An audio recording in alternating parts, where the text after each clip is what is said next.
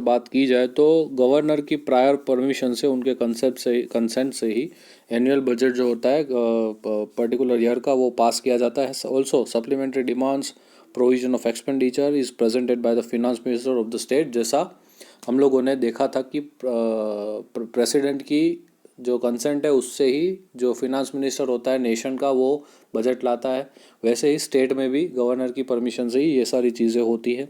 साथ ही साथ अगर कोई कंटिजेंस कोई ऐसी इमरजेंसी आ गई है या तो फिर एक अनएक्सपेक्टेड एक्सीडेंटल एक्सपेंडिचर हो गया है, तो कंटिजेंसी फंड ऑफ स्टेट में से पैसे निकालना और उस पर्टिकुलर इमरजेंसी के साथ लड़ना की जो पावर है वो गवर्नर के पास है, और वो सरकार को कह सकती है कि कंटिजेंसी फंड में से आप इतना रुपए ले लीजिए और ये पर्टिकुलर जो सिचुएशन है उसे सॉल्व कीजिए। जैसे कि कोरोना आ गया है, ये एक हेल्थ इमरजेंसी है, ठीक है, तो ऐसे में राष्ट्रपति जी ने क्या कहा कि कंटिजेंसी फंड में से थोड़ा पैसा ले लो और सरकार को कहा कि मेरे बिहाफ के प्रजा कल्याण के लिए आप काम करो और लोगों को ज़्यादा से ज़्यादा बचाइए कोरोना के विशियस साइकिल से।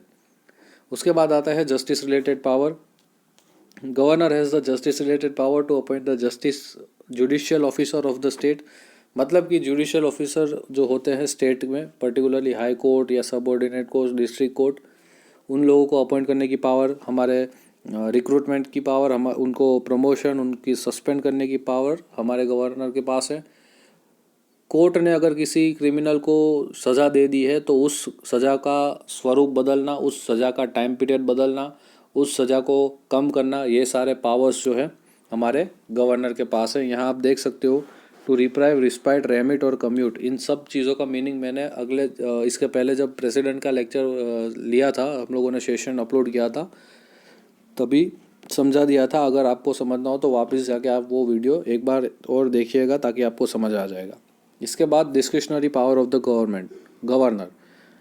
हमारे गवर्नर के पास डिस्क्रिशनरी पावर होने के लिए ही, उसके वजह से ही हमारा जो गवर्नर है वो एक फॉर्मल हेड ना होते हुए उनकी पोजीशन थोड़ी उससे ज़्यादा है। क्यों? क्योंकि उनके पास ये सत्ता है, उनके पास ये पावर है कि जो भी मेजॉरिटी पार्टी के जिन पर्टिकुलर स्टेट में अगर इलेक्शंस के दौरान किसी पार्टी को मेजॉरिटी प्राप्त नहीं हुई है, तो ऐसे में किस को इंसान को हम लोग चीफ मिनिस्टर के लिए अपॉइंट करें और उस इंसान को हम लोग ये इंश्योर करवाने को कहेंगे कि भाई तू अपनी मेजॉरिटी प्रूव कर लेजिस्लेटिव असेंबली में। तो ये देखने का जिम्मेदारी कि जब मेजॉरिटी नहीं मिली है तब किसे चीफ मिनिस्टर बनाया जाए, ये देखने का अधिकार गवर्नर का है, ठीक है। उसमें कोई इंटरफियरेंस नहीं होना चाहिएगा। अगर आपको याद हो तो महाराष्ट्र में रिसेंटली हुआ ही ये 2019 में जो इलेक्शन हुए, किसी भी पार्टी को मेजॉरिटी नहीं मिली थी, लेकिन फिर भी गवर्नर ने क्या करा, गवर्नर ने बीजेपी के एक जो भी हमारे देवेंद्र फडणवीस थे उनको कहा कि भाई आप चीफ मिनिस्टर बन जाओ और अपनी मेजॉरिटी प्रूव करो, ठीक है। लेकिन वो नहीं कर पाए, इसीलिए फिर उद्धव ठाकरे जाके हमारे प्रूव करके आए और वो चीफ मिनिस्टर बन गए। दूसरा,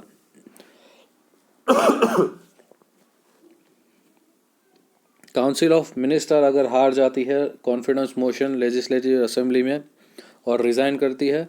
दूसरा, जब काउंसिल ऑफ मिनिस्टर कोई भ्रष्टाचार यानी करप्शन के आरोप में इन्वॉल्व होती है, या तो ये दो इंसिडेंट्स में, या मतलब जब काउंसिल ऑफ मिनिस्टर भ्रष्टाचार के आरोप में संगीन होती हो, इन्वॉल्व होती है, और दूसरा जब नो कॉन्फिडेंस मोशन पास हुआ हो काउंसिल ऑफ मिनिस्टर के अगेंस्ट में, तो प्रेसिडेंट की एडवाइस के साथ गवर्नर जो है वो हमारे काउंसिल ऑफ मिनिस्टर को क्या करते हैं, काउंसिल ऑफ मिनिस्टर को डिसॉल्व करते हैं और हमारी जो लेजिस्लेचर है, स्टेट लेजिस्लेचर है, उसे भी डिसॉल्व करते हैं, ठीक है। तो इसके कारण हम लोग ये भी कह सकते हैं कि ये डिस्क्रिशनरी पावर्स है, तो इसे कोई भी कोर्ट में हम लोग केस नहीं कर सकते इसके ऊपर कि गवर्नर ने ऐसा क्यों करा, ठीक है। ये सारे डिस्क्रिशनरी पावर है, वो कब, क्यों, कैसे और किसके ऊपर यूज़ करना है, ये टोटली गवर्नर के ही डिसीजन से होगा। अब बात करते हैं पोजीशन ऑफ द गवर्नमेंट। अगर हमारे पार्लियामेंट्री काइंड ऑफ गवर्नमेंट की बात करें तो हमारे जो पोजीशन यूनियन लेवल पे प्रेसिडेंट की होती है वही पोजीशन स्टेट लेवल पे हमारे गवर्नर की होती है, ठीक है। गवर्नर को अगर जितना ज़्यादा सीनियर, जितना ज़्यादा एक्सपीरियंस, जितना ज़्यादा स्किल्ड और जितना ज़्यादा पॉलिटिकल एक्टिव और जितना ज़्यादा फोरसाइट वाला हमें गवर्नर मिलेगा, उतना ही जो स्टेट की कॉन्स्टिट्यूशनल मशीनरी है वो सबसे बेटर चलेगी। स्टेट के डेवलपमेंट के लिए वो बेटरमेंट के लिए वो डेफिनेटली हमें बहुत ही अच्छी तरीके से अपना योगदान दे सकता है। दूसरी एक मोस्ट इम्पोर्टेंट चीज़ यहाँ ये देखनी है कि जो गवर्नर होता है वो स्टेट का रूलर नहीं होता, बल्कि वो प्रोटेक्टर ऑफ द कॉन्स्टिट्यूशन होता है। मतलब कि उन्हें इसी वजह से राष्ट्रपति अपॉइंट करते हैं कि भाई तू जा और वहाँ देख कि वहाँ पे कॉन्स्टिट्यूशनल मशीनरी जो स्टेट की है वो सही तरीके से काम कर रही है या नहीं कर रही है। ठीक है, जैसे मैं अगर एग्जांपल लूँ तो यूनियन लेवल पे हमारे अकबर जो था वो मुग़ल शासन था, मुग़ल सम्राट था यूनियन लेवल पे। ठीक है, पूरे भारत पर उसका शासन था। गुजरात में, मालवा में, फिर आप ले लो कि पश्चिम बंगाल में, वहाँ उसने उसके सूबे नॉमिनेट किए थे, यानी गवर्नर को नॉमिनेट किए थे ये देखने के लिए कि भाई वहाँ पे सारी चीज़ें ठीक से चल रही है कि नहीं। अगर नहीं चल रही है तो मुझे बताओ तो मैं कुछ करूँ। तो यही चीज़ आज के ज़माने में अगर अकबर की बात करें तो हमारे जो यूनियन लेवल पे जो राजा है वो हमारे प्रेसिडेंट है, और वो अपने सूबे यानी कि गवर्नर नॉमिनेट कर रहा है हर एक स्टेट में, ये देखने के लिए कि उन सारे स्टेट में पर्टिकुलर कॉन्स्टिट्यूशनल मशीनरी ठीक से चल रही है कि नहीं। ठीक है, तो ये हो गया हमारा गवर्नर का पोर्शन पूरा। ये आज के सेशन में यहाँ तक के रखते हैं हम लोग। इस सेशन में हम लोगों ने देखा पावर ऑफ गवर्नर एंड उसकी पोजीशन हमारे कंट्री में, वो हम लोगों ने जाना इस सेशन में। आई होप आपको अच्छा लगा होगा ये सेशन, और अगर अच्छा लगा हो तो लाइक कर दीजिएगा, शेयर भी कीजिए और सब्सक्राइब भी कीजिएगा इस यूट्यूब चैनल पे। और इसी तरह के हर एक वीडियो आपको स्टैंडर्ड 11 के लिए, स्टैंडर्ड 12 के लिए, गुजरात बोर्ड के मिलते रहेंगे। So stay tuned with our channel. मिलते हैं अगले सेशन में एक नए टॉपिक के साथ।